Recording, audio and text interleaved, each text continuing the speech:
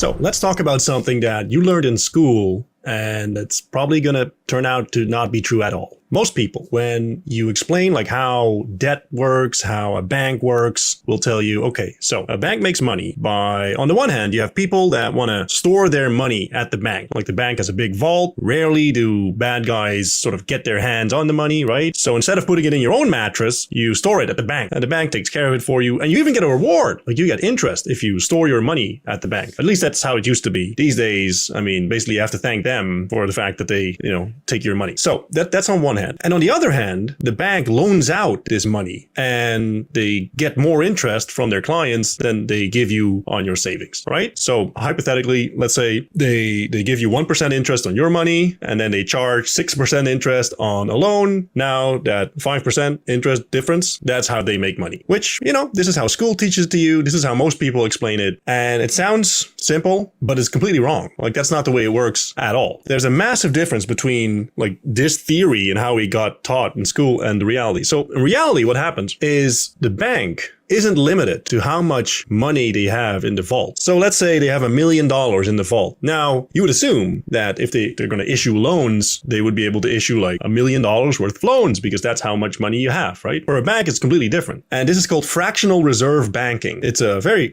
highbrow term, but really, it's quite simple. Like fractional reserve, they need a fraction of the money in reserve to issue loans. So that $1 million allows the bank to loan out $10 million, $20 million. They have a massive leverage that way, which means that the bank can make way more money. Do you see the difference? And like instead of only making that measly 5% on whatever they have in the vault, now they make that 5% in my example on, 10 million, 20 million, like a massive multiple. If you have like a question and you want me to get to the, core of the matter, or if you have something that sort of requires a video, you can always ask me in Professor Arno chat. Either I will answer your question right then and there, or I will note it down and let you know that I'm going to make a video about it and you'll see the answer really soon. So keep on hacking away at the content. And if there's anything you can't get through, I'll help you out.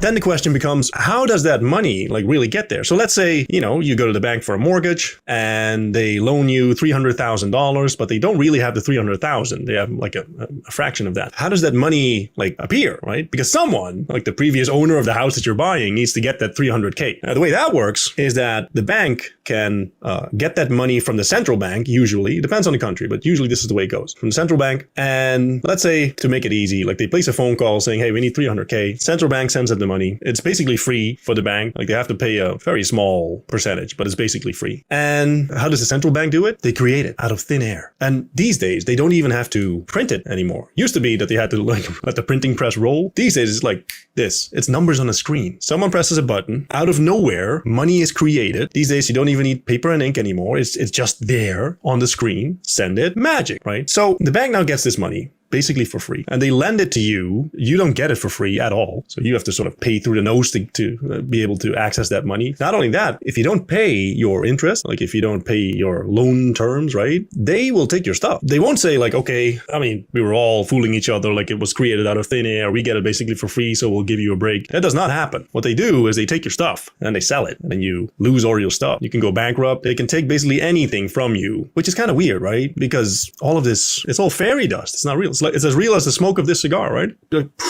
And poof, more money. And what this does is basically force you into sort of a rat race situation. Obviously, the more debt you have, the worse this gets because you constantly have to keep up with the pace to pay your interest rates and pay your loan terms and not get foreclosed upon and all of that stuff. But so you're in the rat race. And obviously, saying that money isn't everything and money doesn't make you happy, that's great to put on Instagram, for some TikTok girl that shows her butt or something. But in reality, if you don't have it, money is really, really important. If you can't pay your bills, money becomes really important. And you can be a yogi on a mountaintop saying, yeah, well, money is not important. Well, at that point, it is, because otherwise they're going to take your stuff. So that's pretty weird. The fact that banks are not beholden to the same rules as, basically physics. They can just not only lend out way more than they have in the vault, but also basically get almost free money, unlimited free money. But there's another factor that goes into this, which makes it even more nefarious and even more weird. Let's get into this on the next video.